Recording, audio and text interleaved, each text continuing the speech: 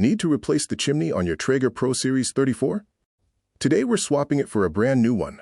3 pieces: the pipe, the cap, and the gasket that seals it all to the barrel. We'll walk it in clean technical diagrams to see the repair from angles that are hard to catch on camera. It's an easy job, about 20 minutes with a Phillips screwdriver and a new gasket.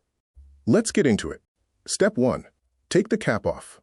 But first, pull the plug and make sure the barrel and the ash are stone cold. Then, we can work. The cap threads onto a stud at the top of the pipe. Spin it off, set the cap aside, and there's the bare stud. If the threads are seized with creosote, a little penetrating oil and patience beats pliers and dents. Step 2. Pull the pipe.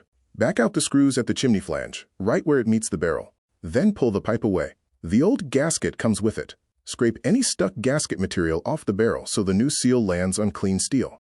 Step 3. Seat the new gasket. It goes on first, flat against the barrel. No folds and no twist. Then the pipe goes over it, and the screws snug down in a cross pattern. That gasket is what keeps smoke from bleeding out around the collar instead of drawing up the stack. Step 4. Thread the new cap on and set its height. Leave the cap open enough that smoke vents freely. Never crank it down sealed. A choked stack smothers the fire and pushes smoke out every seam on the grill. Now let's make sure it's working. Light the grill on smoke and watch the stack.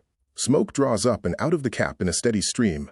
Nothing bleeds around the collar, and the cap sits tight on its threads without wobbling. Let it run a few minutes and check the collar again warm. Pass all 4, and this repair is finished.